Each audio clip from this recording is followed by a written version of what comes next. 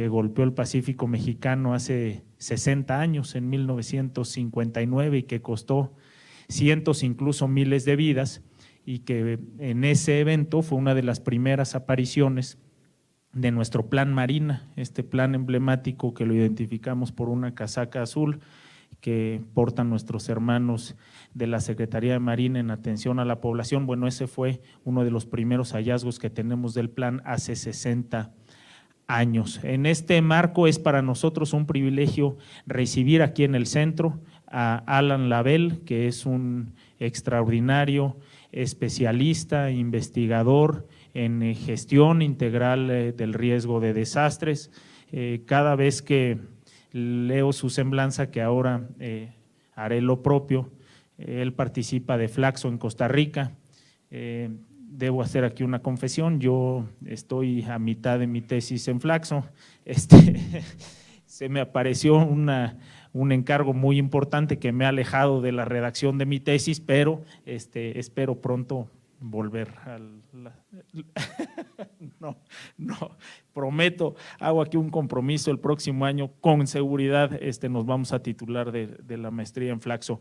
Alan, nacido en Gran Bretaña, con sede en América Latina durante gran parte de su carrera, respetado investigador y profesional en la reducción del riesgo de desastres. Su trabajo en el campo abarca casi 30 años y está marcado por los enfoques multidisciplinarios. A través de la investigación académica y el desarrollo de conceptos teóricos y prácticos, se ha dedicado a aclarar y difundir el conocimiento sobre los procesos que conducen a la construcción del riesgo de desastres.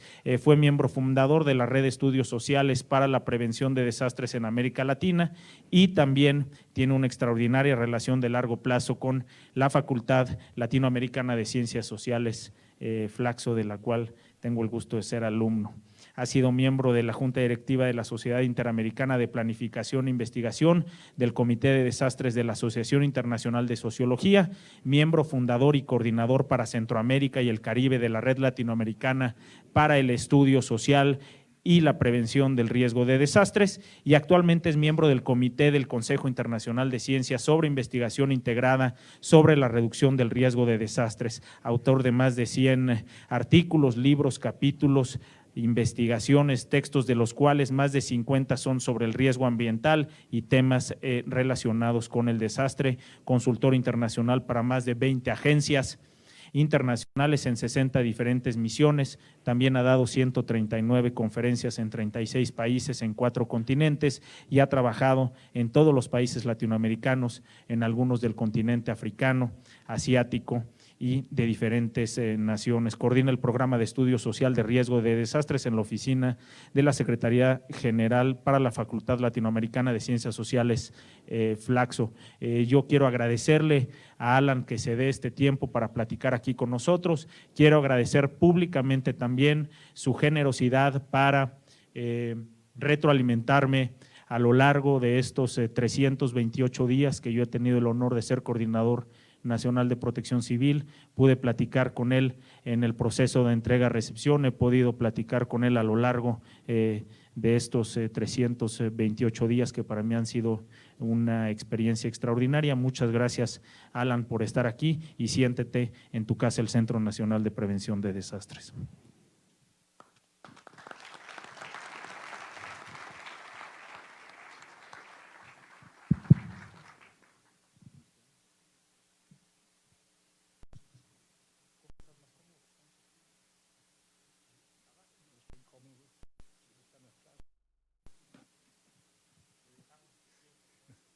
Estoy cómodo en cualquier forma. Bueno, muy buenas tardes. Espero que se escuche bien así. Yo voy a tomar la libertad de caminar y a veces sentarme, porque no tengo cadera, producto de la edad, que se desgaste todo el cuerpo, pero la mente no, afortunadamente. Mis agradecimientos, por supuesto, a David en representación de Protección Civil Global, Enrique y su equipo aquí en Senapred, donde he tenido la oportunidad en múltiples ocasiones de dirigir palabras sobre temas distintos. Creo que la última vez era sobre animales y desastres, que es un tema que surge con importancia en muchas partes del mundo y que ha sido un poco subestimado en su importancia del trabajo que hacemos. Entonces, mis agradecimientos a ustedes que entiendo constituyen un grupo multifacético, multisectorial, de distintas áreas de interés, en una temática que es de hecho de todos. Y esa frase que hemos escuchado históricamente es bien cierto y más bien cierto hoy en día con el desarrollo de los factores que contribuyen al tema que estudiamos y en términos de las formas de solución. Entonces yo en un periodo de media hora, y creo que esta es la primera reunión, y siendo británico, eso es bien importante, que comenzó antes de la hora, en lugar de después de la hora, ¿no? Y me dan más tiempo, pero voy a 30 minutos con la idea y no usando nada de ciencia de cohete, porque este tema no es de ciencia de cohete, es más o menos de sentido común. Pero hablar sobre básicamente la pregunta, ¿por qué teniendo tanta importancia progresar de una forma importante y acelerado en el tema de lo que algunos llamarían prevención de desastres, otros tal vez hablarían de prevención de riesgo, algunos de reducción de desastres o reducción de riesgo, en oposición, solamente en el sentido de contraposición a, pero no en competición con, preparativos y respuesta a desastres. ¿Por qué tan poquito hemos avanzado comparado con la forma en que debemos avanzar? Y este es un tema que es sumamente importante como preludio para lo que es la intervención de Enrique después con la presentación de la guía de prevención de riesgo sísmico que se ha elaborado y que se presentará hoy y que paulatinamente se implementará a través de esquemas de implementación. Básicamente voy a concentrar en dos aspectos y esto lo he hecho muchas veces, tal vez varios aquí me han escuchado antes, pero yo vuelvo a insistir cada vez que al menos de que nuestra comprensión del fenómeno que estamos estudiando es cabalmente correcta, es muy difícil que implementamos estrategias, instrumentos y formas de actuar consecuentes con la interpretación que damos. Y desafortunadamente a lo largo del tiempo, interpretaciones de calamidad, interpretaciones de desastre han sido de alguna forma desviando nuestra atención de elementos significativos e importantes. Entonces, lo que voy a hacer es, en dos momentos, tomar lo que es nuestra concepción o forma de considerar el tema que tratamos, que en términos sucintos puede ser riesgo de desastre y desastre mismo. Y todo lo que en algún momento fue considerado como un ciclo de desastres, en otros momentos como un continuo de desastres y más recientemente como un continuo de riesgo y no de desastre mismo. Y con lo cual hacemos énfasis que durante los últimos años la tendencia ha sido de poner más y más énfasis en un concepto central que está en función de riesgo y no desastre mismo, viendo el desastre como la concreción de riesgo preexistente en la sociedad y donde esa concreción viene cuando ocurre un evento físico potencialmente dañino. Entonces, esa es un poco una parte, es cómo vemos el tema, cómo conceptualizamos, cómo entendemos y cómo la configuramos en nuestras mentes para ordenar nuestro pensamiento, para entrar en el área de la acción. Y el segundo elemento es cómo nuestro desarrollo de lo que hoy en día se llama gobernanza, antes se llamaba de otras formas, significa la misma cosa. O sea, cómo es que articuladamente sociedad civil, gobierno, sector privado, entra a tratar el problema de riesgo de desastres y ciertas deficiencias que han sido difíciles de superar y que impiden un progreso. Pero antes de comenzar, es absolutamente fundamental que entendamos por qué es importante pasar a complementar lo que debe ser una acción crecientemente mejor de preparativo y respuesta, y nadie niega la necesidad de más recursos, más dedicación, más formación, etcétera, en el área de preparativo, respuesta a desastres, rehabilitación, reconstrucción. Sin embargo, no podemos dejar rezagado más lo que llamamos prevención, mitigación, reducción de riesgo de desastre. ¿Cuáles son las evidencias que nos indican que esto es fundamental? El Global Assessment Report, el informe de evaluación global producido por Naciones Unidas cada 2 años sobre los últimos 10 años o más, ha hecho ver muy claramente, y no hay discusión, no es un problema de una base de datos o otra base de datos, muestra claramente que el riesgo y las pérdidas y daños asociados con lo que llamamos desastres aumenta más que aritméticamente sobre los últimos 40 años y tiene una tendencia a aceleración hoy en día. O sea, a pesar de los esfuerzos emergentes en lo que podemos llamar el área de prevención, los daños y pérdidas aumentan mucho más rápidamente. Y si esto lo asociamos ahora con cambio climático y lo que puede significar en el futuro en lo hidrometeorológico, entonces el futuro no promete muy bien en términos de una reducción de esos daños y pérdidas. Entonces es absolutamente fundamental una transición en nuestras prácticas hacia cosas que podemos llamar globalmente prevención, mitigación, reducción. Es inevitable. Y esta es una cosa que algunos consideran que estamos llegando a punto crisis. No importa que sea Donald Trump que no cree o alguien que cree más, estamos en un punto muy álgido de transformación en el balance entre nosotros y el ambiente que nos da sustento. Andrew Musgrave, que editaba y producía los Global Assessment Report, hablaba en una conferencia la semana pasada en la UNAM de que, de acuerdo con el Fondo Monetario Internacional, el año pasado creció la riqueza en el mundo en algo como 3 algo trillones de dólares. Sin embargo, otros estudios muestran que la destrucción del capital natural y social en el mundo en el mismo periodo era mayor. Entonces, claramente hay una carrera contra el tiempo. Se crea riqueza cuya distribución es desigual y se destruye capital social y natural de una forma que hace el futuro imposible de sostener. Entonces, esto está diciendo que tenemos que cambiar modalidades de pensamiento y acción. En eso la acción es, como digo siempre, la gestión de la sequía. Es esto.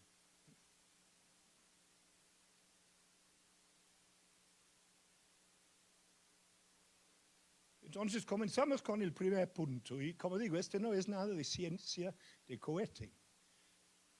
Un problema esencial es el balance y el resultado final de ver las formas de ver el problema de desastre y la forma de ver las causas de desastre. Cuando yo me introduje a este tema, yo era profesor del Colegio de México, aquí en México, y en el área de desarrollo urbano regional. Enseñaba en la maestría en desarrollo urbano, toda mi carrera había sido en desarrollo, particularmente territorial, urbano, regional. Cuando tuve la oportunidad de pensar en este tema, que por razones que no tengo tiempo de explicar, la gente me decía, ¿por qué te vas a meter en un tema de respuesta a desastre cuando tú eres de desarrollo? Entonces les dije, no, mi visión desde el momento que pensaba el tema era que los desastres eran indicadores de un desarrollo mal logrado, mal llevado, o territorialmente, sectorialmente, por uso de recursos, etc. Entonces dije, esto para mí es una oportunidad de insistir sobre el desarrollo participativo, colectivo, etcétera, etcétera, con justicia y buscando reducción de desigualdad y de pobreza. Y desde entonces, en 89, 88, en el pasado, esa ha sido la visión que he mantenido. Sin embargo, esa visión no es la visión que predomina entre muchísima gente en el mundo y que está más ubicado en un mundo de pensamiento en términos de lo que algunos han llamado visiones fisicalistas, naturalistas o semi-religiosos en sus orígenes. Entonces, mientras ese balance entre un pensamiento que ubica el problema en el tema de desarrollo y uno que lo ubica en el tema de lo fortuito, hay mucho desafío para nosotros y muchos rezagos de esos mensajes que subsisten y persisten hoy en día. Comenzaré con la forma expresión externa, lo epifenoménico, de esa disyuntiva entre visiones fisicalistas, donde se considera que desastres son producto del impacto de un evento externo sobre una sociedad casi inocente, a diferencia de que la sociedad crea el riesgo dentro de sus propias prácticas y entonces es un riesgo endógenamente, internamente construido. La visión a través de los términos, de las nociones que usamos, los conceptos que transmitimos, de la visión que llamamos fisicalista, o sea que la amenaza física es el problema, están reflejados principalmente en esto de desastre natural, que viene de muy atrás. Todo el mundo que usa el término sabe que los desastres no son naturales, pero los siguen usando. Naciones Unidas la eliminó y el Banco Mundial sigue usándolo. Muchos gobiernos siguen usándolo, muchas gentes en la academia siguen usándolo, como que va con ellos porque es difícil despejarse de una noción que es obviamente incorrecta. Los desastres son impactos sociales o representan impactos sociales, económicos, políticos, culturales, históricos y no son naturales. Puede haber naturaleza involucrado, pero no son naturales. Pero esa misma frase está repetido en otras formas de expresión que conducen un pensamiento como determinista fisicalista. El problema es el sismo, el problema es el huracán, el problema es. Entonces la gente habla de huracanes asesinas. ¿Alguien ha visto el animismo que implica utilizar una palabra que es propia de la sociedad humana para describir un evento físico que no tiene intencionalidad de nada, nada más existe? Los huracanes migran, caminan, corren por aguas del Caribe, etcétera, etcétera. Pero por otra parte, hemos caído en un tipo de terminologías que también nos dirige la atención al evento, mientras toda nuestra experiencia histórica ha sido que la exposición y la vulnerabilidad es lo que más explica el nivel de daño y pérdida. Entonces hablamos de eventos extremos. Con cambio climático ese término entró con fuerza otra vez.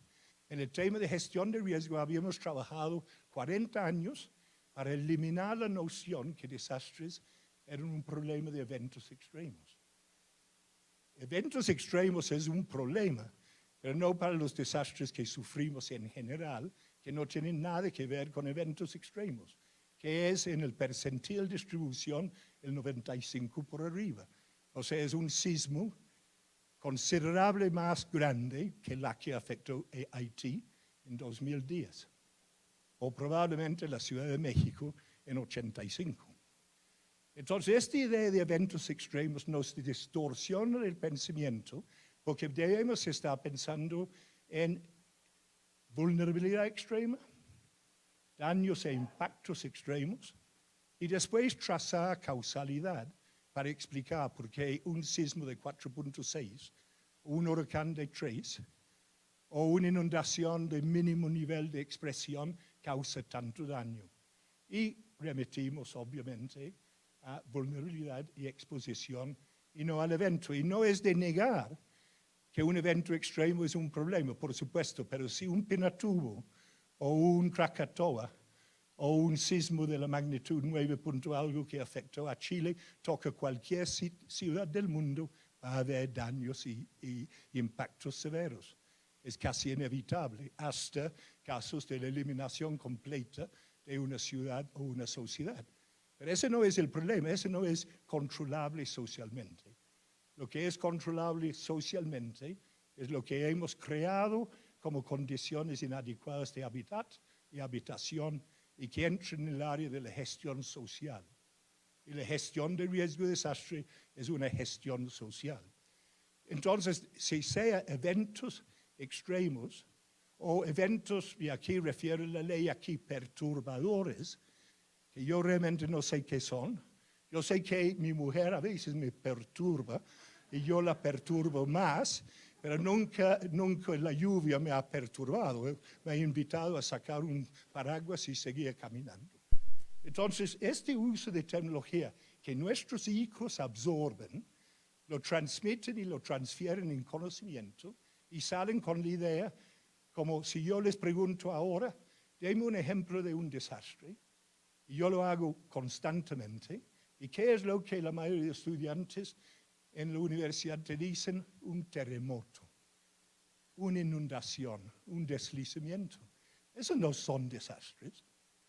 Y cuando hablamos del impacto del desastre, y en un libro de texto ponemos un hospital caído, o personas muertas, o etc., ese no es el impacto del desastre, ese es el desastre. Esa es la representación del desastre, que es el impacto económico, social, etc. El impacto del desastre sería el impacto sobre el empleo, el crecimiento del PIB, en la distribución del ingreso en la sociedad, ex post del impacto primario, pero no la usan así.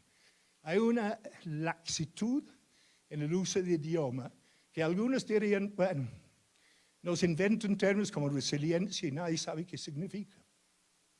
Como académico me doy el lujo de ser conceptualmente un poco más puro que lo que es el uso político de un término, que ya se ha distribuido mundialmente y nadie entiende cómo se hizo en tan poco tiempo.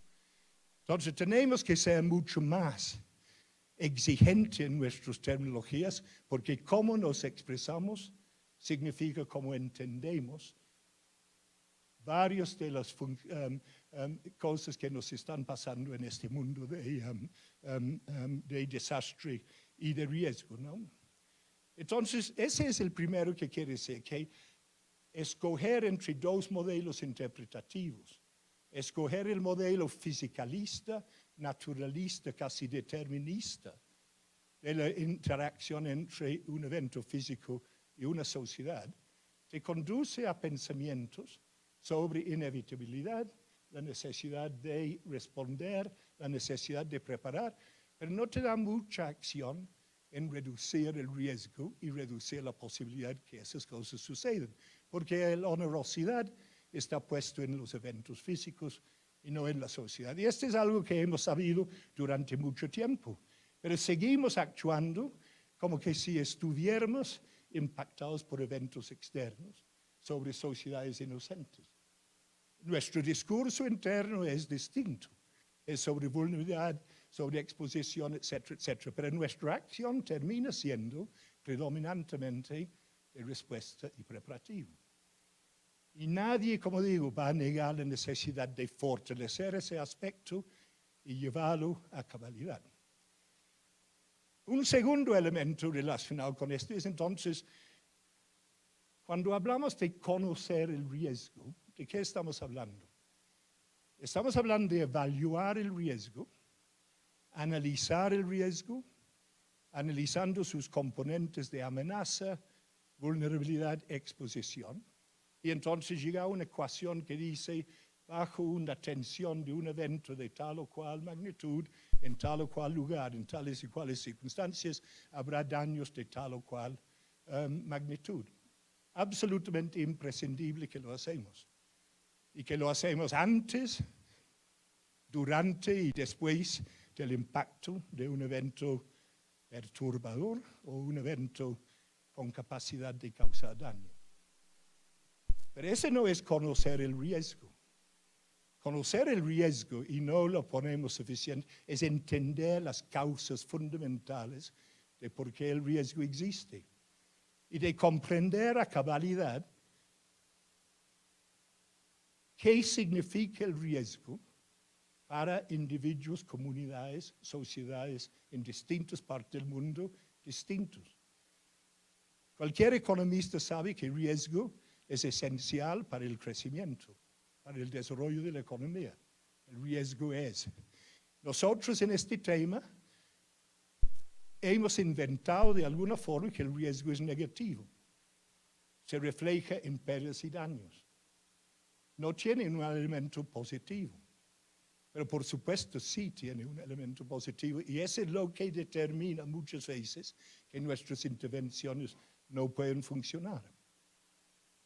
Hace unos años, Ian Burton, Robert Cates, unos geógrafos que formaron una escuela de pensamiento en los Estados Unidos en los 60, 70, hablaron de un continuo de amenaza-oportunidad, de amenaza-recurso. ¿Qué querían decir? Que casi cualquier amenaza que aparece, como una inundación, un deslizamiento, una explosión volcánica, en otro momento es un recurso. Entonces, ¿cómo explicamos que la gente se ubica en los flancos de volcanes o al lado de ríos si no es por el recurso que ofrece el río? Y ese río en algún momento se transforma en una cosa que llamamos una amenaza y en un momento contribuye a condiciones de pérdida y daño. Pero durante 50 años antes, 100 años, 200, esa misma localización para esa misma población ofrece recursos y oportunidad. Entonces el riesgo no es negatividad.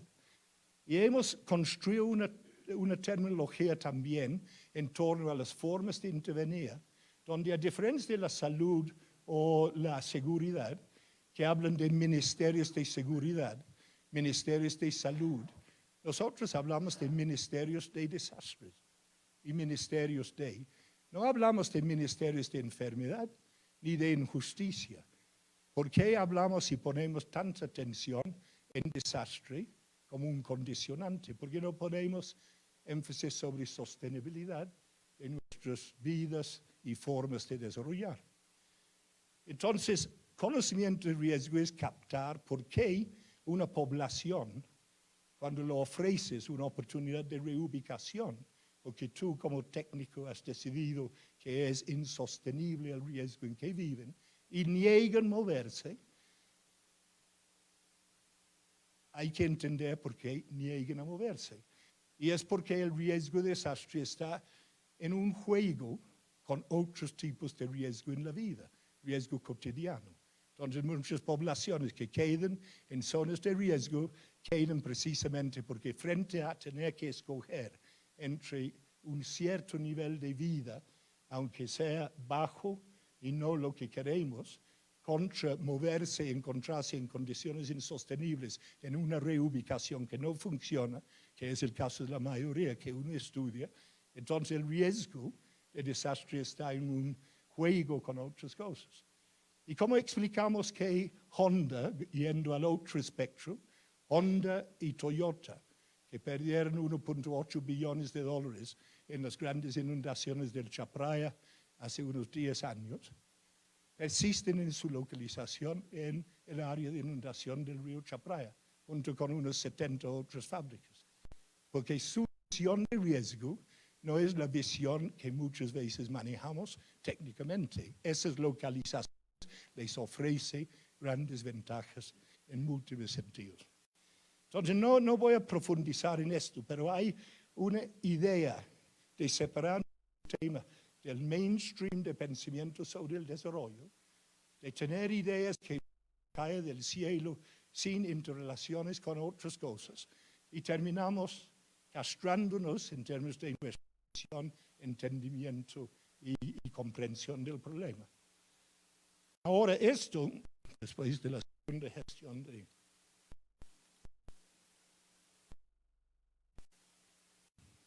Este está combinado con el segundo aspecto que quiero tratar, que es nuestras institucionalidades, nuestra gobernanza para enfrentar este problema.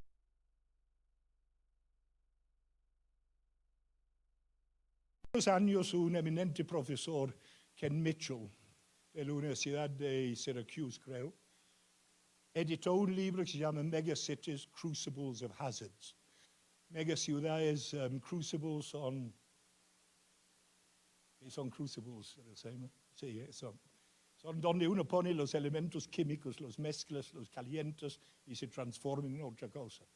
Entonces, las ciudades como eso de amenazas, donde hay mucha amenaza combinando, así por condiciones muy complejas de riesgo en ciudades. En ese libro él hizo una afirmación muy importante, que nuestra comprensión de los fenómenos van mucho más rápido que la transformación de instituciones para enfrentarlos. Hay status quo, hay path dependency, lo que llaman en inglés, hay intereses creados, hay visiones que impiden que progresamos. En nuestro tiempo, ese impedimento existe. Los que estudian ven los adelantos y después los atrasos en el pensamiento, la legislación, las políticas. Depende en cambios de gobierno, cambios de visión, cambios de énfasis, cambios de prioridad. Y uno entiende que esta es parte de la política pública. Entonces, ¿cuál es el problema aquí? Que hemos comenzado hace 40, 50 años con una acción en el tema que llamamos de desastres eminentemente preparativo y respuesta. Si tú me puedes encontrar hace 50 años muchos casos que deliberadamente se llamaban prevención de desastres, bueno, eres mejor que yo. No existían mucho. Tal vez existía sin llamarse prevención de desastres, porque hay muchas acciones de ingenieros, arquitectos, planificadores agrícolas, de desarrollo urbano que van en función de no tener riesgo. No lo llaman gestión de riesgo de desastre, lo llaman buena práctica profesional. O sea, tomen en consideración el riesgo en lo que hacen. Cuando diseño mi casa, me dice el arquitecto y el ingeniero, estás en una zona sísmica, debemos construir de esta forma. Él no va a llamar eso gestión de riesgo de desastres. Va a llamar eso mi correcta percepción de ambiente o medición de ambiente, y yo te construyo una casa de acuerdo con tus recursos que tome en cuenta eso, ¿no? Entonces comenzamos con preparativos y respuestas. Y a lo largo del tiempo el problema se ha complicado. Se pasó a hablar de preparativos, después a la reconstrucción con oportunidad de desarrollo al futuro. Se comenzó a hablar de prevención en los 80s, se crearon direcciones de prevención en todas las instituciones. ¿Y qué es lo que hacían? Preparativos. Entonces ya redujeron prevención a preparación. Después entramos en el mundo de gestión de riesgo con todos los estudios que se hicieron en 80s, 90s, y se redujo temas de prevención de riesgo, no prevención de desastre, mitigación de riesgo, no mitigación de desastre. Son dos cosas completamente distintas. De reducción de riesgo y reducción de desastre. Y finalmente llegamos hasta hoy en día con un tema que se ha extendido y ampliado de tal forma que ha desbordado las institucionalidades existentes. Y tenemos un sincretismo histórico que nos ha conducido en muchos casos a estructuras que tienen que escoger dentro de ellos prioridades. Y esa escogencia de prioridad siempre va a ser respuesta y preparativo. Y en segundo lugar va a ser prevención, mitigación, etc. Entonces tenemos que encontrar la forma de equilibrar, no sustituir. Y vuelvo a insistir, porque muchos dicen cuando argumentamos para la prevención, pero vas a recursos de respuesta. No, tenemos que encontrar más recursos para prevención, mitigación, reducción, que se sumen a los recursos existentes y ampliándose para responder que la respuesta es importante en el futuro. Y muy importante, si no, corregimos el otro lado. Entonces, era en esa modalidad de pensamiento que inventamos esta tecnología que ya cambia la legislación de América Latina, de gestión correctiva, gestión prospectiva, gestión reactiva y gestión compensatoria, que algunos usan, otros no usan. ¿Qué se quería hacer con eso? Decir claramente a actores sociales diversos que son cosas completamente distintas, aunque estén ligados a uno, que es riesgo y desastre. Pero la composición interna de las acciones necesarias para hacer la gestión correctiva, prospectiva, reactiva, son distintos, muy distintos. Entonces, cuando hablamos de gestión correctiva, estamos hablando esencialmente, como sabemos, de reducir riesgo existente. Las comunidades ya viven en riesgo, están esperando un evento para que se convierta en un desastre. El Hospital México, disculpe que lo menciona, el centro médico que cayó con 500 muertos, ya está construido. El riesgo estaba plasmado en el territorio, solamente esperaba un evento para pasar a desastre. Ese es carísimo, remediar todos esos problemas de riesgo que existen en las sociedades de América Latina, Asia, África y en el norte, como muchos eventos recientes han mostrado. Hay que hacerlo, pero ¿quién lo hace? Ministerios de Obras Públicas, Ministerios de Ambiente, depende el área de corrección en que estamos. La respuesta y preparativo sabemos, y ha habido logros y avances enormes en preparativo y respuesta en todo el mundo, ¿no? Los datos sobre alerta temprano para inundaciones, para huracanes, es claro. Hay grandes avances acompañados por técnica, tecnología, etc. Entonces, no voy a pasar mucho tiempo porque ese es donde avances significativos se han hecho. Pero es en la gestión prospectiva que quiero concentrar. La gestión prospectiva es el México no de 120 millones de personas, es el México de 150 millones, 170 millones, 180 millones a futuro. No es el México de un PIB de tal o cual, o una densidad de infraestructura urbana, rural, de servicio, de transporte, de tanto. No es tantos hospitales que existen hoy en día, es duplicarlo. ¿En qué condiciones de riesgo van a estar? ¿En qué condiciones de exposición a la energía de eventos? ¿En qué condiciones constructivas? ¿En qué condiciones sociales? Y eso es completamente distinto como pregunta a la gestión correctiva. Porque quienes tienen que estar encima de ese problema son los ministerios de Hacienda, de Finanzas, de Planificación Urbana, de Ordenamiento Territorial. Y tienen que trabajar en unión, juntos, para lograr que nuevos territorios desarrollados están en condiciones de seguridad. Algunas personas hablan de esto como un proceso necesario de transversalización del tema de riesgo de desastre en la práctica sectorial territorial.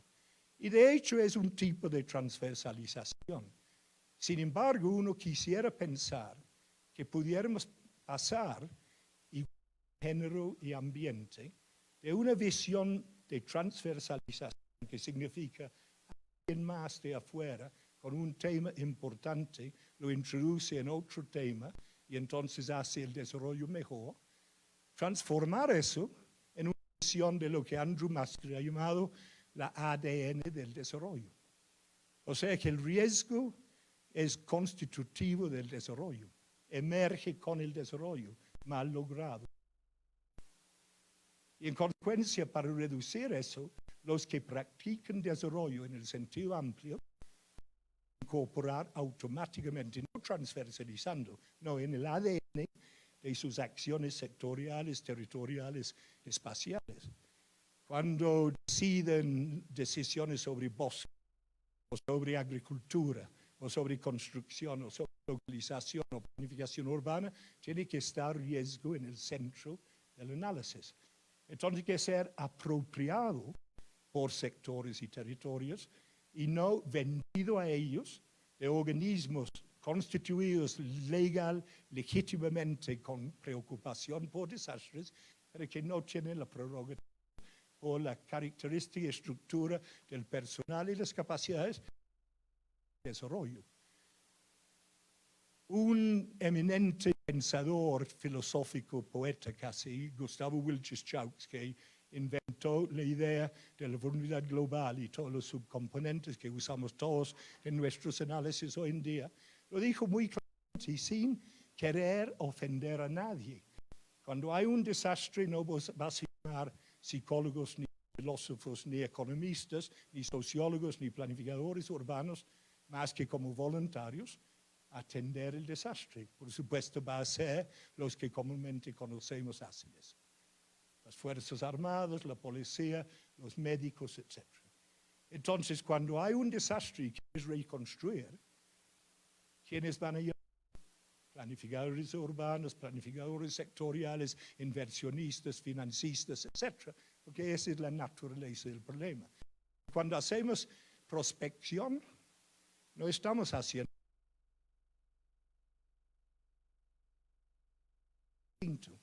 Entonces tenemos que darnos cuenta, desde mi perspectiva, que la constitución del problema hoy en día es tan complejo que ha traslimitado ese proceso lineal de desarrollo institucional y tenemos que romper los esquemas de alguna forma. Y tenemos que comenzar con la idea que la gestión prospectiva de riesgo, o sea, considerar riesgo en desarrollo, no es gestión de riesgo de desastre. Es gestión de desarrollo sostenible, desarrollo seguro, llámalo lo que quieres. Pero no me lo llamas gestión de riesgo de desastre, porque es demasiada atención a desastre e insuficiente atención a seguridad y sostenibilidad. Y eso nos vuelve, con eso termino, a por qué no construimos ministerios de seguridad y sostenibilidad y vamos eliminando todas estas nociones de desastre que nos desvían en el pensamiento y no nos permite concentrar en qué. En una sociedad donde la mayoría de los eventos que causan problemas en la sociedad son manejables socialmente. Por supuesto, no es Krakatoa. Pero no podemos dejar un término de gestión social ser dominado por los extremos. Tenemos que dejarlo ser dominado por lo pequeño y mediano, y constantemente y de forma acumulativa erosiona las formas de vida de múltiples poblaciones, intervenir en un sistema integral de planificación y pensamiento que considera que el riesgo cotidiano es la base del riesgo de desastre, que los pequeños y medianos son la antesala de los grandes al futuro y trabajar más asiduamente con lo que la sociedad puede. Yo no me voy a preocupar por un paracutín que aparece en un campo en 40 y pico en México, porque no puede hacer nada sobre ello, al menos que es anticipar y impedir que haya un asentamiento ahí. Si el asentamiento está frente a un tsunami de 30 metros, o un Krakatoa, o un sismo de 9.8, no hay mucho que hacer. Entonces concentramos en lo que sí podemos hacer y considerar que vulnerabilidad y exposición son las causas sociales en una visión de construcción social que podemos manejar y garantizar que los actores sociales que pueden intervenir en su ocurrencia están involucrados. Solamente recientemente hemos logrado que los sistemas nacionales de inversión pública el tema. Tiene como 20 años desde que Perú ideó la idea de sus sistemas nacionales considerando temas de riesgo y se ha extendido con efecto, con impacto, no como debería ser, en planificación urbana, en planificación del territorio, en ordenamiento y la relación entre cambio climático y adaptación y el tema de gestión de riesgo, donde es obvio que son muy coincidentes en múltiples cosas y muy distantes en otros. Pero tenemos que hacer que las institucionalidades trabajen a favor de reducción y prevención y no desliguen, desarticulan y andan como todo desde Humboldt en adelante, sectorializado, parcelizado, disciplinizado, a la vez que hablamos de integración, multidisciplinaridad e interdisciplinaridad. Bueno, creo que excedí el tiempo, pero muchísimas gracias por su atención.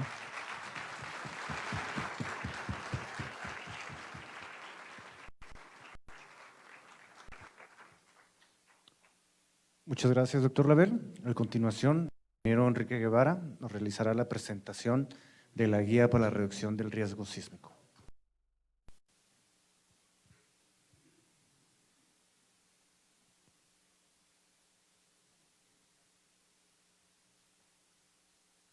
Muchísimas gracias por esta extraordinaria participación. Doctor, no sé si alguien tuviera algo que hacer, que pudiéramos abrir un espacio a 2 o 3 preguntas, si me ayudan con un micrófono de aquel lado.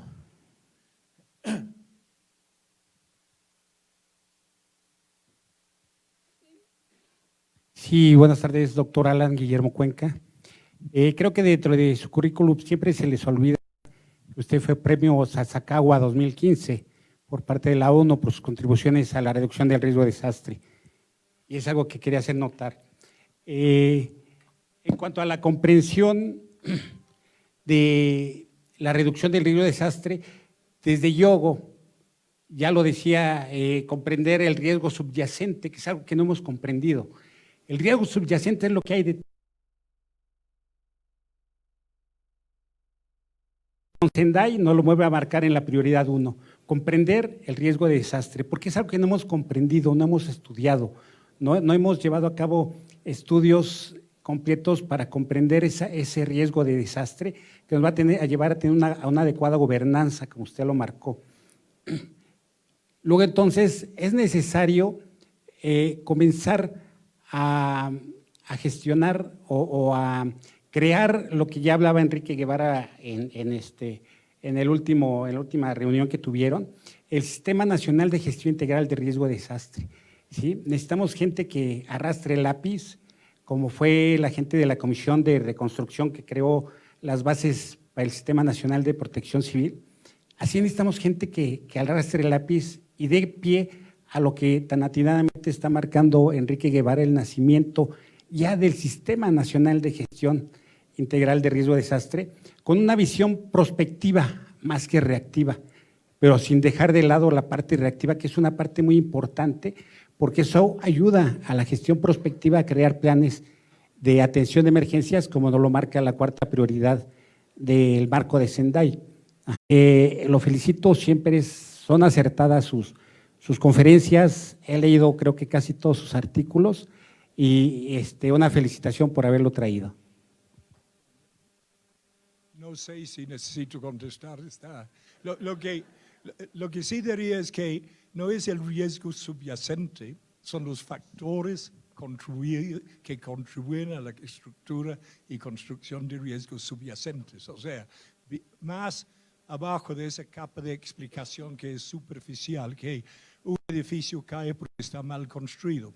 Ahí quedamos muchos años. Entonces, construye mal. No. ¿Y por qué se construye mal? Porque se quita varilla y cemento. ¿Y por qué se quita eso? Por la corrupción. ¿Y por qué hay corrupción? Entonces, el cuento es sin fin. Pero si no lo asumamos, nunca vamos a revertir los procesos. Y con sistemas nacionales, Colombia tuvo que aceptar, siendo un modelo en 89, que cometió errores y cambió en 2011 la ley a base de lo que aprendió con el niño de 2010 y las inundaciones en casi todos los municipios del país. Entonces hay aprendizaje y hay transformación. Yo no sé si yo voy a ser muy honesto, no sé si un sistema nacional de gestión integral de riesgo va a ser mejor de lo que existe hoy en día. Depende en las acciones. Lo que sí hay que tener claro es que tenemos 3 componentes fundamentales de la gestión: correctiva, prospectiva y reactiva, y compensatoria, que yo llamo resiliencia, o que podías llamar resiliencia, que tienen que ser atendidos y amarrados institucionalmente y con actores adecuados. Entonces yo un poco en una conversación con David, si le importa, que le dije, no es que David tiene que ser el presidente del país o el Congreso, que tiene que hacer más atención a prevención de desastres. ¿Quién tiene que decirlo? El ministro de Hacienda, el ministro de Planificación, etc. Esos son los que tienen que asumir que es su responsabilidad. Y si un edificio, un centro médico cae en el futuro porque está mal construido, ¿Quiénes son los responsables? ¿Dónde está la responsabilidad? Y ese es asignado a los decisores sobre procesos de inversión, no a protección civil visto como respuesta a desastres, ¿no? A ver si me ayudan aquí con el micrófono, por favor.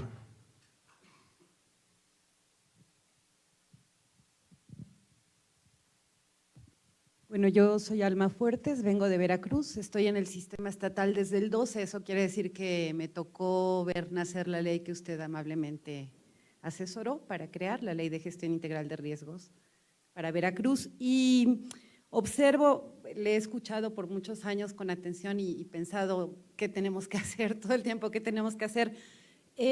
Observo dos problemas importantísimos en nuestro caso, en el Estado, y creo que podrían extenderse al país, que son que la planificación conjunta orientada a la disminución de los riesgos no se mantiene por mucho tiempo. Puede ser el proyecto de un gobierno, pero pasa ese gobierno y necesitamos planificación de largo plazo y entonces se cae la idea y volvemos a hacer planificación sectorializada. Entonces, necesitamos encontrar la manera de reunir los sectores en torno a la idea de reducción de riesgo y no sé si hay otros países en su experiencia que lo hayan logrado y si hay alguna fórmula para esta cuestión, para trascender, ¿no?, el proyecto de un gobierno a los sucesivos. Y el otro problema para nuestra Constitución es que respeta la autonomía local sobre muchas otras cosas y entonces es muy complicado penetrar en la planificación con un lenguaje común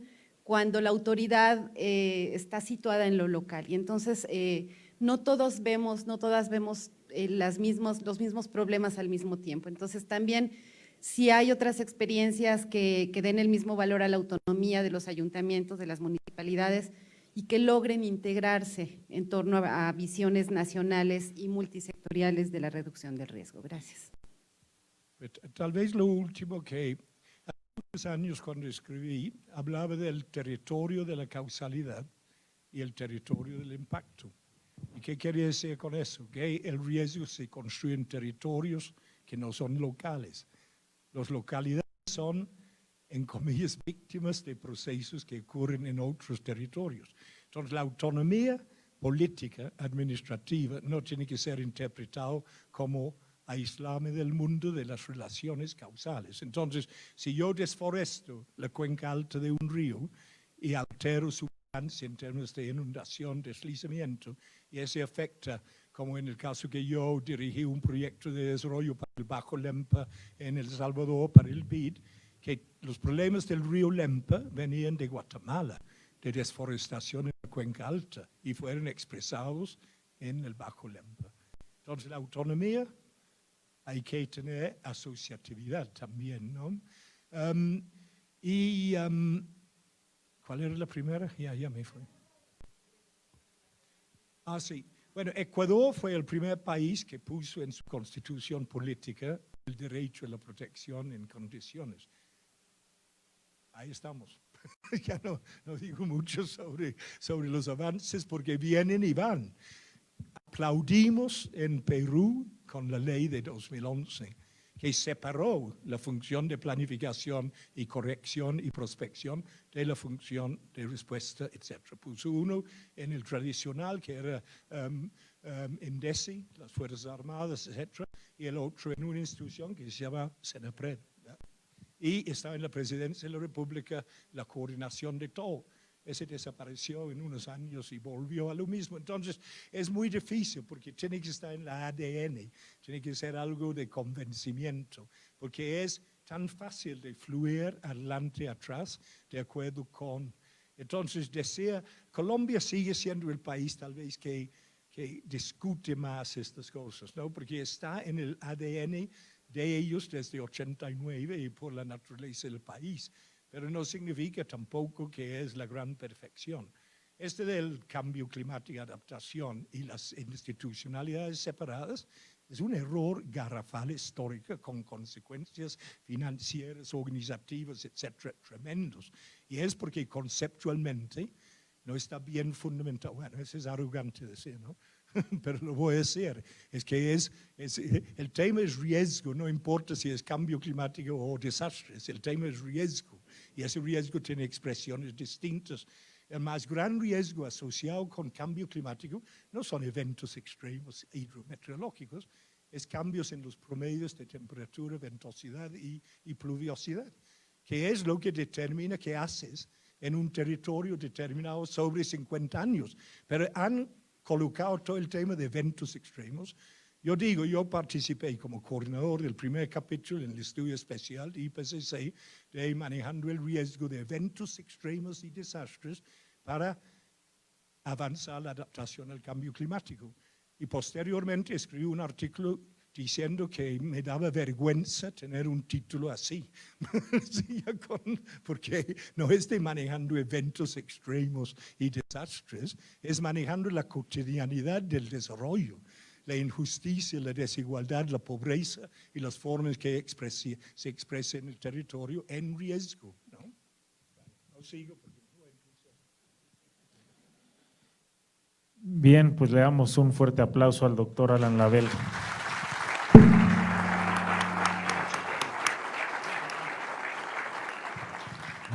Bien, ahora le damos la palabra al ingeniero Enrique Guevara Ortiz, que nos va a presentar esta guía. Si quieres acompañarnos aquí, Alan, ¿o qué? ¿Va a proyectar aquí? Perfecto.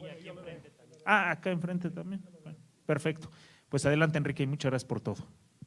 Sí, muchas gracias, coordinador. Muchas gracias, Alan. Yo tuve la fortuna de conocer a Alan hace 15 años y ya desde antes había sido mi profesor y sigue siendo. Entonces, un poco lo que nos ha pedido el coordinador es que en esta nueva administración hagamos las cosas diferentes y logremos las transformaciones, así como lo indica el señor presidente, las transformaciones que requiere este país. Entonces, pues muchas de las propuestas que se van a ver plasmadas en esta guía que hoy presentamos y parte del esquema de trabajo que nos ha instruido el coordinador está basado esencialmente en las enseñanzas de Alan Lavell.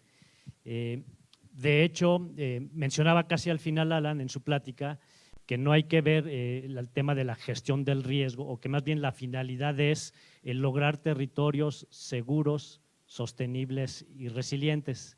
Seguramente esta frase la han escuchado muchos, que yo le he dicho desde hace 5 años, cuando iniciamos con los congresos internacionales, con el colegio, y que ahora ya también se ve reflejado en el programa sectorial y en el Programa Nacional de Protección Civil, esta visión, porque eso es lo que queremos. Y esto evidentemente contribuye al bienestar de las familias, tiene que ver, como ya también se mencionó, con el combate a la corrupción y apoyar a la gente más vulnerable.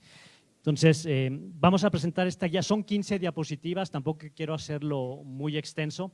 La guía se va a publicar a partir del día de hoy en la página del Senapred para que todos la puedan descargar, y también a todos los que se registraron aquí y nos dejaron anotado su correo electrónico, se las vamos a hacer llegar vía correo electrónico. Muy bien, entonces, bueno, es la presentación de la guía para reducción del riesgo sísmico. Antecedentes, siempre me gusta iniciar las charlas con algunos antecedentes, y se presentan aquí algunas estadísticas de 3 sismos que han marcado la historia de nuestro país. El sismo de 1985 y los 2 sismos de septiembre del 2017, en donde se ve aquí cuál es el impacto, el gran impacto que han tenido en el país, y de hecho cómo podemos hablar un México antes de 1985 y un México después de 1985. Algunas cifras que se mencionan ahí son 281,560 personas damnificadas en los sismos del 19 de septiembre del 17, 499,000 damnificados y 150,000 en sendos sismos. Si vemos también, por ejemplo, estadísticas de cómo esto ha impactado a las viviendas, digamos, donde habita la población, donde habitan las mexicanas y los mexicanos que conformamos el territorio. En el sismo del 19 de septiembre son 90,000 viviendas afectadas, el del 7 de septiembre 112,000 viviendas afectadas y el 19 de septiembre del 2017 182,000. En total son casi 350,000 viviendas que han sido afectadas con todas las implicaciones que tiene en cuanto a términos sociales y económicos para las familias y para su bienestar. Lo mismo ha impactado escuelas, ha impactado centros de salud y no hablemos ya del impacto económico. Tan solo los sismos del 2017 en su conjunto sumaron cerca de 80,000 millones de pesos en daños y pérdidas. Esta guía para la reducción del riesgo sísmico es parte de un programa Prevensismo que al inicio de esta administración, dentro de las líneas estratégicas que nos marcó el coordinador, es crear un programa Prevensismo y que se complementa, digamos, a la parte de la respuesta y la atención de emergencia que ya se ha estado trabajando de manera conjunta con varias dependencias del gobierno federal y con las entidades federativas. El propósito de esta guía es complementar y sobre todo parte de un enfoque que atiende las causas generadoras del riesgo. Estos factores subyacentes que mencionaba Guillermo o los factores causales, las causas de fondo, como mencionaba el marco de acción de Hyogo, y se orienta justamente a atender estas causas, pero ya con propuestas de acciones muy concretas para diferentes sectores. La guía está resumida en 10 puntos en esencia y en donde se identifican actividades muy concretas y se identifican actores que deben de participar en cada una de estas actividades. Sí me gustaría mencionar, quizás no sea exhaustivo, ¿no? Entonces debe tomarse como una guía y ya a partir de este momento que se presente esta guía vamos a empezar ya con un proceso de implementación. Porque una cosa es tener la guía, pero ya las acciones, ver que realmente se vayan ejecutando, ir teniendo reuniones con los diferentes sectores y por eso la invitación que se hizo para la presentación de esta guía fue en realidad a todos los sectores, público, social y privado. Entonces, una vez dicho esto, la guía identifica acciones preventivas de mitigación, incluye también preparación para reducir la vulnerabilidad y exposición de la población y de los sistemas expuestos. Hace una serie de requerimientos, qué es lo que debemos de hacer para reducir el riesgo sísmico, así como identifica algunos de los actores importantes que deben de participar. Considera evidentemente aspectos científico-tecnológicos, ya mencionaba Alan, a partir del conocimiento del riesgo y del entendimiento es como se deben tomar las decisiones para la gestión del riesgo. Y en esencia estas acciones están básicamente orientadas a la gestión prospectiva y a la gestión correctiva a la que hacía referencia Alan. Estos son los 10 objetivos o 10 ejes temáticos en los que está dividida la guía. A partir de estos 10 objetivos estratégicos identificamos 94 acciones, empezando por el conocimiento del peligro sísmico y ya una vez también identificada la vulnerabilidad, conocer el riesgo.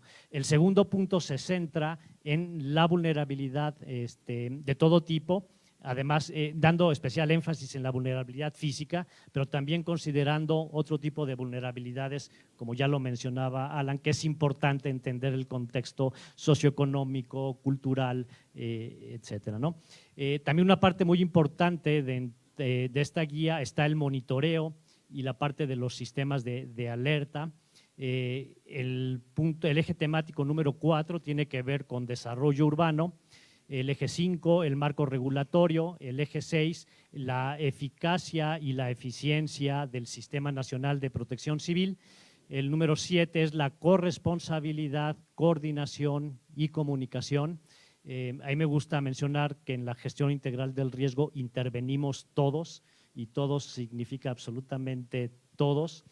El 8 tiene que ver con esquemas de aseguramiento, con una medida para la transferencia del riesgo. La semana pasada estuvimos en Chiapas en un foro internacional justamente hablando de la importancia de los esquemas financieros y de la transferencia de riesgos. El número 9 es la capacitación y certificación y el número 10, la cultura sísmica. Me voy a ir muy rápido, no quiero ya alargar mucho el tiempo de todos ustedes. Entonces, en cada uno de estos ejes, algunos comentarios breves, muy rápidos, en la identificación y mejoramiento del conocimiento del sismo y de los sismos y del riesgo sísmico, algunas de las acciones en las cuales se enfoca esta guía es a la caracterización del peligro sísmico local y regional, la modernización de redes instrumentales a partir de las cuales se pueda mejorar este conocimiento, la formación de recursos humanos especializados, de sismólogos, de analistas que puedan conocer y mejorar el conocimiento sobre el peligro sísmico y sobre todo efectos locales que pueden presentarse en diversas zonas del territorio, la transferencia de la información y del conocimiento. Algunos de los productos que esperamos de esta guía son metodologías, catálogos, mapas, bases de datos, simulaciones y escenarios de riesgo, funciones de vulnerabilidad. En el eje temático número 2, evaluar y reducir la vulnerabilidad sísmica, necesitamos dentro de las acciones analizar el modelo de desarrollo y de capacidades institucionales para prever, reducir y controlar el riesgo de desastres sísmicos. Esto está asociado justamente a identificar esas causas que han generado estas vulnerabilidades. Identificar y reducir vulnerabilidades justamente entendiendo esas causas, la falta de información, la falta de conciencia pública y de una cultura de la legalidad, que dicho de otra manera tiene que ver con evitar prácticas de corrupción. El fomento a buenas prácticas constructivas, no es casualidad, Alan, que lo haya incluido porque ya te he escuchado en otras ocasiones, esto de las buenas prácticas. Y productos, pues bueno, un padrón de evaluadores, dictámenes estructurales, censos de edificaciones, programas de reforzamiento, campañas de ordenamiento urbano y de legalidad, catálogo de buenas prácticas. En el siguiente eje temático, el fortalecer los sistemas de monitoreo y de alerta sísmica, tiene que ampliar la cobertura y la conectividad de redes sísmicas en el país, incluyendo el sistema de alerta de tsunami, sobre todo para la zona costera del Pacífico. En el próximo mes de noviembre en Manzanillo, en coordinación con Protección Civil del Estado, aquí está Ricardo Ursúa, va a haber un evento el 5 de noviembre, que es el día de la concienciación sobre tsunamis, va a haber un evento allá. Entonces, obviamente se requieren recursos, vamos a ver los mejores esquemas de cómo darle y garantizar la sostenibilidad de los sistemas de alerta temprana. En el siguiente eje temático, en la planificación y regularización del desarrollo urbano acorde con el peligro sísmico, es incorporar este conocimiento del riesgo en el ordenamiento territorial. Afortunadamente existe una coordinación muy estrecha con la SEDATU, aquí está Julio Millán, y recientemente también hemos participado tanto la Coordinación Nacional como el Senapred en el Consejo Nacional de Ordenamiento Territorial y el día de hoy en el Consejo Nacional de Vivienda que encabeza la CONAVI. Entonces, en este sentido, también es hacer un análisis socioespacial de sistemas naturales y sociales, ver cómo se van creando el entorno y se va desarrollando los asentamientos humanos, fortalecer la planeación territorial y de los mecanismos de gestión del suelo. Este es un breve resumen, reitero, ya en la guía que va a estar en internet viene todo desglosado y también vamos a incluir, por favor, Tom, esta presentación. Actualizar los reglamentos y normas de construcción. Es realmente, digamos, si vemos el número de reglamentos de construcción que hay a nivel municipal, pues son muy pocos, alrededor del 20% de los municipios cuentan con un reglamento de construcción. Es necesario también mencionar el reglamento de construcción de la Ciudad de México y todas las normas técnicas complementarias, que en muchos lados los utilizan como un referente de construcción. Sin embargo, es necesario estudiar las condiciones locales para realmente lograr unas construcciones seguras acorde con el territorio. Y sobre todo hay que incentivar el uso de estos reglamentos. Está el reglamento, pero también es muy importante la supervisión de que se aplique realmente el reglamento. Y también gran porcentaje de las viviendas que han tenido daños en el país, sobre todo al interior, en los estados, es la construcción informal. Entonces, hay que reducir esta informalidad en la construcción o proveer elementos necesarios para que en la autoconstrucción se tomen ciertas medidas de seguridad a través de guías de reforzamiento de viviendas vulnerables. Sobre todo en muchas zonas de este país se construye con adobe, entonces se puede hacer, pero incluyendo algunos elementos estructurales que le den refuerzo a la vivienda. En el número 6 necesitamos mejorar la eficacia preventiva del SINAPROC de todos los órdenes de gobierno. Hay que promover la continuidad de gobierno, la continuidad de operaciones, la homologación y operación de programas preventivos en todos los órdenes de gobierno y sociedad, el impulso al desarrollo y actualización de los atlas de riesgos con base en las guías mínimas de contenido que ha desarrollado el SENAPRED y que se están revisando también con una nueva visión, ampliar la participación preventiva de grupos voluntarios y brigadistas de una manera organizada. En el número 7, fomentar la corresponsabilidad, coordinación, comunicación de los 3 ámbitos de gobierno, sector social, privado y de la población. Ya habló Alan de la gobernanza. Necesitamos sustentar la gestión integral del riesgo en un adecuado marco normativo y organizacional, mejorar la coordinación interinstitucional e intrasectorial para optimizar recursos, estandarizar protocolos y herramientas, así como impulsar la comunicación efectiva para la reducción del riesgo, garantizando el derecho a la información. En el número 8, fomentar el aseguramiento de inmuebles. Es realmente muy bajo el número de aseguramiento en el país.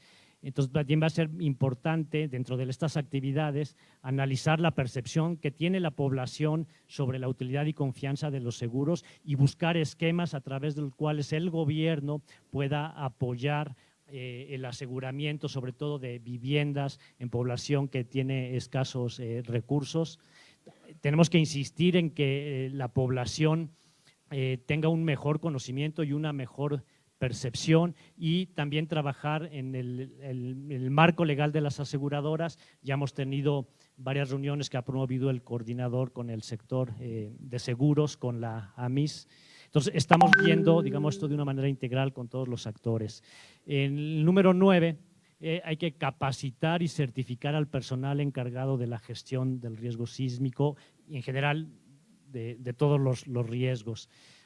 Y aquí dicen que hay que enseñar con el ejemplo y el coordinador nacional ya dio el ejemplo, fue el primero en certificarse en 2 estándares de competencia de conocer, el de elaboración de programas especiales de protección civil y sistema comando de incidentes. Gracias, coordinador. Y también es importante mencionar, ya una vez que se certificó el coordinador, ya 8 titulares de protección civil ya se capacitaron, ya hicieron su evaluación, están ahorita en el proceso de certificación. Hay aproximadamente 50 coordinadores municipales de protección civil que también ya se han certificado y hay otros tantos que están llevando ahorita el proceso de evaluación y certificación.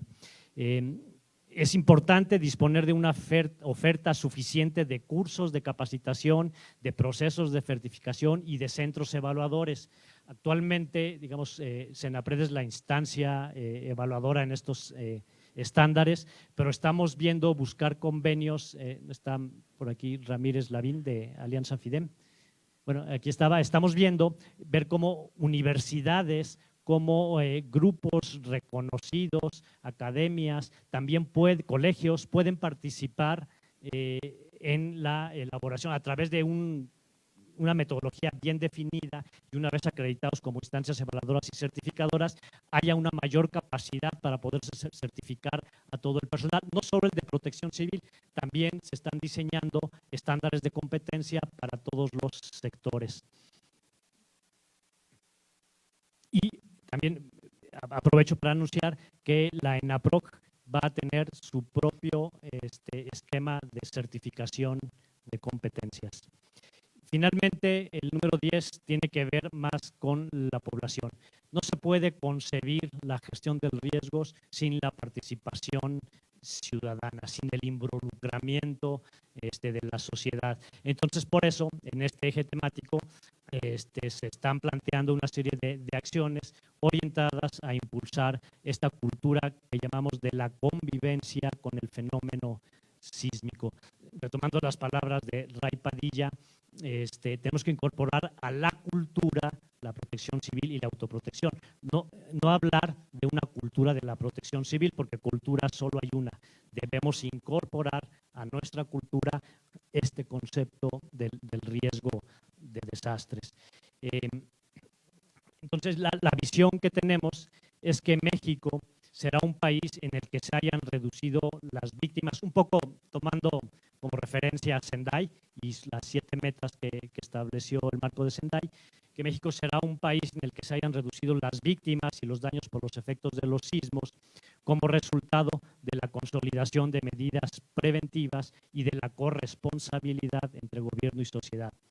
Los gobiernos en todos sus niveles y en todos los sectores contarán con planes y capacidades suficientes para prever, responder, recuperarse y reconstruir mejor, y la población vivirá en comunidades resilientes, estará informada y preparada para convivir con el fenómeno sísmico, incorporando en su vida diaria la prevención y la reducción del riesgo.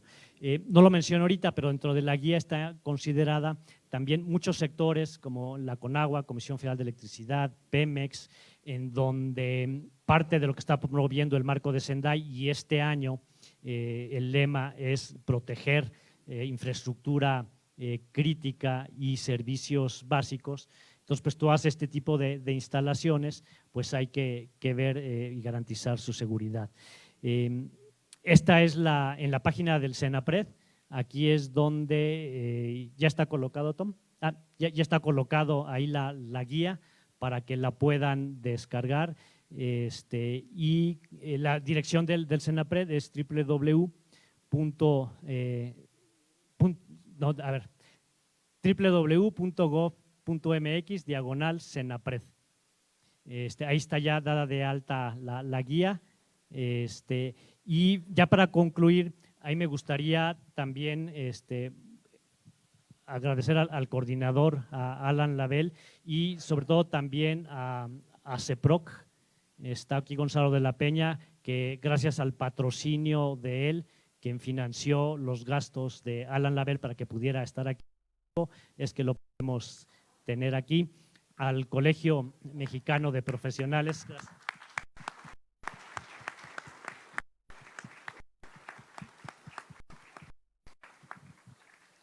Igualmente al Colegio Mexicano de Profesionales de Gestión del Riesgo y Protección Civil y Radio Epicentro, que están también por todo el apoyo y la difusión para este evento. Y bueno, muchísimas personas a las que hay que agradecer, no quisiera omitir a algunos, entonces realmente yo agradezco mucho a todos, a mi equipo de Senapred, que trabajaron desde que inició esta administración en la idea de esta guía e irla conformando y perfeccionando, y que seguramente esperamos también una retroalimentación, porque todos los documentos son perfectibles y hacia eso queremos llegar. Con esto les agradezco mucho su atención, su asistencia, por la presentación de esta guía. Muchas gracias.